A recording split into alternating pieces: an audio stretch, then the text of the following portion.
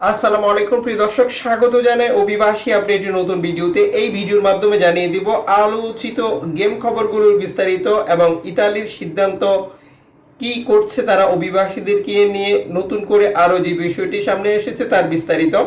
আপনারা এই মধ্যে অবগত রয়েছেন, আমরা আগের ভিডিওতে যে তথ্যটি দিয়েছিলাম, ইতালি সরকার ইউরোপীয় ইউনিয়নের যে সিদ্ধান্তটি ছিল বাংলাদেশকে নিরাপদ দেশ ঘোষণা এবং আরও বেশ কিছু বিষয় নিয়ে, সে ব্যাপারে ইতালির আদালতের পক্ষ থেকে একটি রায় দিয়েছে, যেটি স্পষ্টই মানবাধিকারের লঙ্ঘন।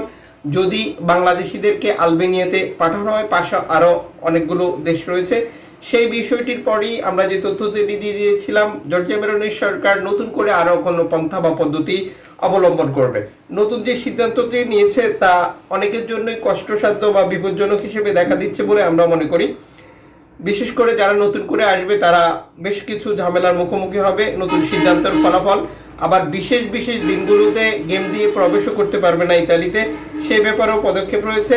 যারা গেম দিয়েছে বা যারা দেবে, আশাবাদী যে এই ইনফরমেশনটির মাধ্যমে অনেকটাই ক্লিয়ার হয়ে যাবেন যে ইতালি সরকার নতুন কোন পথে হাঁটছে। ইতালি মন্ত্রিসভা অবৈধ অভিবাসন ও মানব পাচার রোধে নতুন একটি কঠোর খসড়া আইন অনুমোদন করেছে, যেখানে জাতীয় নিরাপত্তার স্বার্থে জলসীমায় প্রবেশ নিষিদ্ধ বা নো অবরোধ যেটা করার ক্ষমতা রাখা হয়েছে। সন্ত্রাসবাদের ঝুঁকি, অতিরিক্ত অভিবাসীর চাপ বা আন্তর্জাতিক ইভেন্টের সময় স্বরাষ্ট্রমন্ত্রীর প্রস্তাবে এই অবরোধ কার্যকর করা হবে। সিপিআর বা প্রত্যাবাসন কেন্দ্রে আটক অভিবাসীরা এখন থেকে আর সবসময় ব্যক্তিগত মোবাইল ফোন ব্যবহার করতে পারবেন না।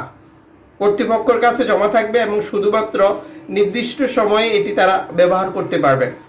নৌ অবরোধ বা জলসীমা আইন লঙ্ঘন করলে 10,000 ইউরো থেকে 50,000 ইউরো জরিমানার বিধান রাখা হয়েছে। একই নৌকা দ্বিতীয়বার অবরোধে অপরাধ করলে সেটি বাজেয়াপ্ত করা হবে বলেও এই সিদ্ধান্তে জারি করা হয়েছে।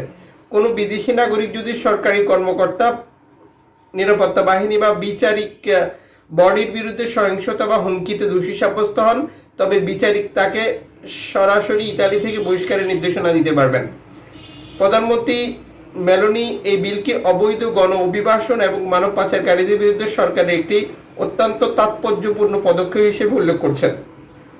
আমরা এর আগে আপনাদেরকে যে তথ্যটি দিয়েছিলাম, আমরা বলেছিলাম যে যেহেতু ইতালির আদালতেই এটাকে অবৈধ বা মানবাধিকার লঙ্ঘন বলেছে, তার মানে জর্জিয়া মেলোনি এর মধ্যে এই বিষয়ে যেটা কাউন্টার কোনো আইন তৈরি করবে, যেটির প্রমাণ হয়ে গেল এই প্রতিবেদনের মাধ্যমে আপনারা ক্লিয়ার হয়ে গেছেন।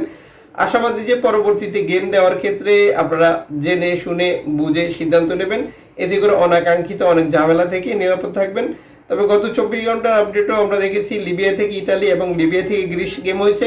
নির্ধারিত কোনো গেমের তথ্য যদি জানতে চান, সেক্ষেত্রে আপনাদের প্রতি আমাদের অনুরোধ থাকবে, যার মাধ্যমে গেম দিয়েছিলেন যে মাফিয়া দালাল, সাধারণত এই বিষয়গুলোর সঠিক তথ্য তাদের কাছে আপনারা পাবেন। অবশ্যই তার সাথে যোগাযোগ করে বাকি ইনফরমেশনগুলো বুঝে নেবেন।